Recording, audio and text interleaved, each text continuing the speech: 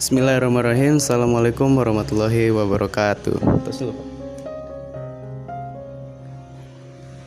Alhamdulillahirrabbilalamin. Wassalatu wassalamu ala asrofil anbiya'i wal mursalin wa ala alihi wa sahbihi ajmain amma ba'du. Oke, Pak. Pertama-tama Pak itu mau izin dulu buat kultum. Sekarang ini pagi, pukulnya adalah sehabis subuh. Jadi pada kesempatan kali ini Pari mau cerita tentang filsafat sih sebenarnya. Menarik sih kalau menurut Pari sendiri. Nah, filsafat ini umumnya akan membahas tentang atau menceritakan tentang hubungan antara sains dan juga agama. Sebagaimana yang kita ketahui bersama, kalau di luar sana mungkin masih banyak juga nih kontroversial atau perdebatan antar orang-orang di mana sains dan agama itu tidak bisa yang namanya disatupadukan. Itu merupakan kedua konteks yang berbeda.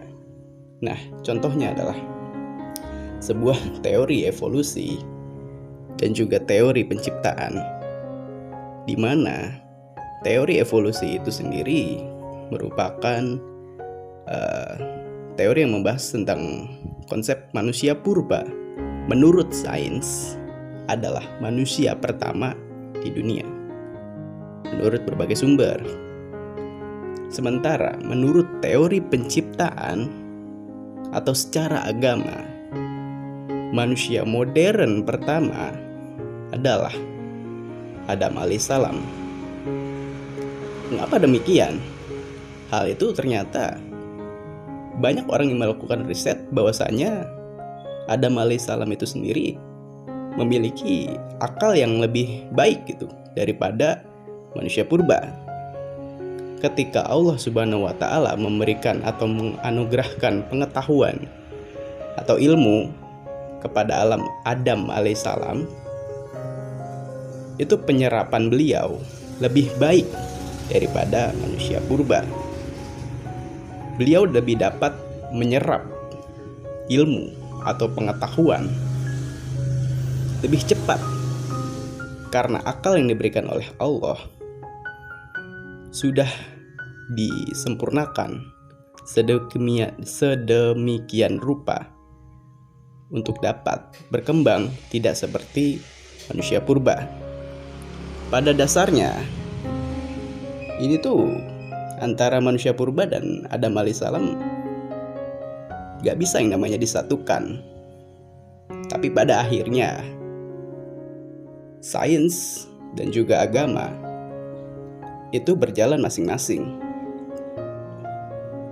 Dan tanpa kita sadari pun sebenarnya dari hal kecil seperti itu merupakan salah satu manfaat atau poin penting daripada kita membaca, karena kita ingin tahu apa sih jawaban dari pertanyaan kita. Jawabannya adalah membaca. Sebenarnya menurut saya sendiri itu kayak membaca tuh gak perlu yang namanya, atau mungkin gak harus yang namanya dari buku atau dari artikel. Menurut Paris sendiri ya, membaca itu kayak kita tuh bisa membaca selain buku atau artikel, seperti contohnya kayak membaca pikiran, membaca lingkungan, membaca keadaan. Didapatnya dari mana? Dari kejadian, dari peristiwa, dari sesuatu yang kita amati oleh mata. Walaupun hanya sekedar amati, itu juga merupakan sebuah konteks yang masuk ke dalam membaca. Menurut Fari, namanya adalah membaca dengan hati. Bahkan kalau kita gali lebih dalam lagi, Allah Subhanahu wa taala itu sendiri telah memerintahkan manusia itu untuk membaca. Dalam Quran surat Al-Alaq surat ke-95, yang di sana ada kata Iqra. yang artinya jelas adalah bacalah, di mana kata yang kita garis bawahi di sini atau saya garis bawahi adalah katalah, bacalah. Katalah di sini itu kan merupakan salah satu kata perintah. Contohnya, bukalah, tutuplah, masuklah. Kalau kita mengaitkannya dengan bacalah, bukankah itu merupakan salah satu perintah yang dilakukan atau diturunkan oleh Allah Subhanahu wa taala untuk kita? Sebagaimana dalam Quran surat Al-Alaq berbunyi, A'udzubillahi minasyaitonirrajim, Bismillahirrahmanirrahim. Iqra bismi rabbikal ladzi khalaq. Khalaqal insana min 'alaq. Iqra wa rabbukal akram. Allazi 'allamal bil qalam. 'Allamal insana malam ya'lam. Kalau kita kembali kepada konteks membaca itu sendiri, sebenarnya apa sih itu membaca? Dari mana sih? Kalau kita ngomongin lagi ya, membaca itu sebenarnya munculnya dari rasa ingin tahu, dari sebuah pikiran. Contoh simple, kecilnya kayak gini. Kita mau tahu nih, atau kita pengen tahu nih, gimana sih cara buat rendang? Ketiklah di Google kalau zaman sekarang, cara membuat rendang. Maka jawabannya akan ketemu. Pertanyaannya adalah, kenapa kita lakukan itu? Karena kita penasaran. Kita ingin tahu apa sih jawaban dari yang kita pikirkan. Hal itu tentunya sama aja pada semua bidang yang kita pikirkan.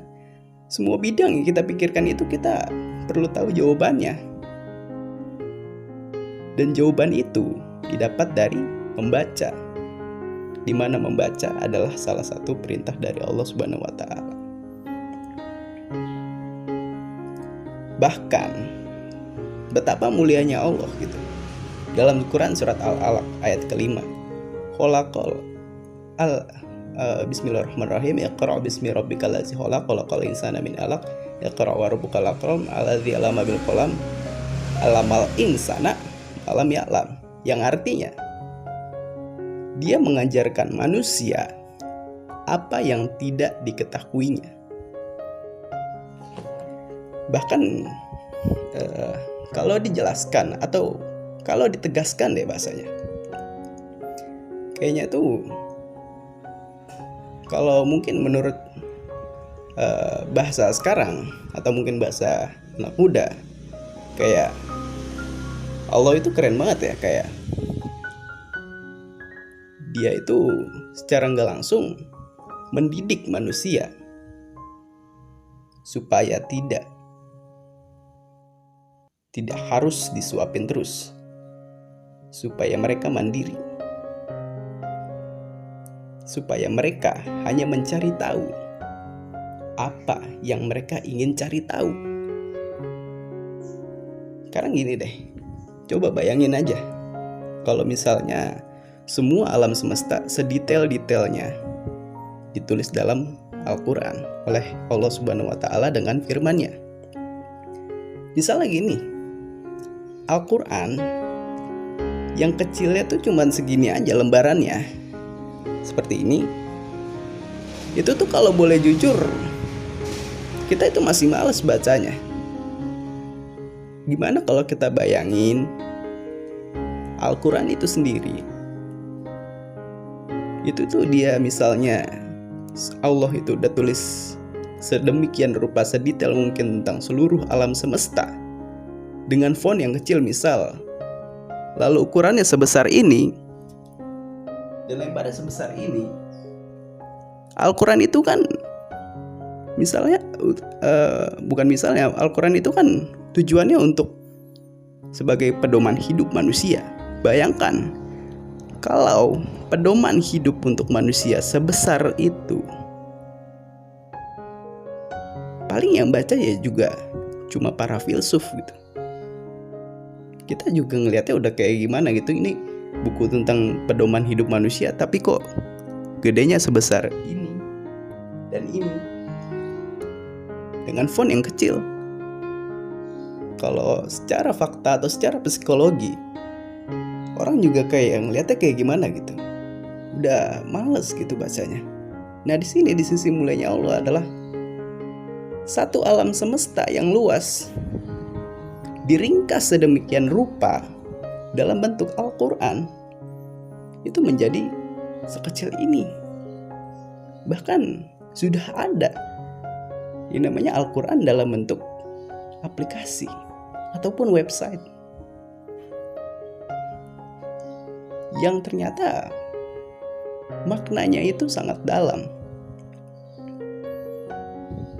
Balik lagi, khalaqal insana min alaq,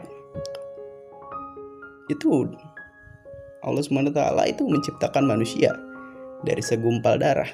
Alamal insana malam ya'lam, dia mengajarkan manusia apa yang tidak diketahuinya. Kalau kita sebagai manusia itu mengulik lebih dalam lagi atau lebih cari tahu ke dalam lagi, sebenarnya semua jawabannya akan ketemu gitu. Sesimpel kayak ternyata kun fayakun itu beneran ada. Kalau Allah berkehendak maka terjadilah. Bedanya adalah kamu mau membaca atau kamu ingin mencari tahu atau enggak. Sebab pada dasarnya kayak kalau kamu berusaha untuk terus mendapatkan ilmu, kamu tidak akan pernah namanya tersesat jika kamu terus berjalan. Tapi kalau kamu merasa, oh diri aku udah cukup nih untuk dapetin ilmu, gak perlu lagi namanya diajarin orang segala macam. Kalau kamu udah merasa diri kamu sombong, kamu gak akan pernah namanya berkembang. Balik lagi, setelah kun fayakun, atau kalau Allah berkehendak maka terjadilah. Sebenarnya kesimpulan daripada pembicaraan ini itu tuh sebenarnya lebih simpel. Sesimpel apa? Mungkin ayat ini sangat populer di kalangan kita semua. Fabi ayyi ala rabbikuma tukadziban, maka nikmat Tuhanmu yang manakah yang kamu dustakan? Hasbunallah wa ni'mal wakil, ni'mal wala wa ni'man nasir. Assalamualaikum warahmatullahi wabarakatuh.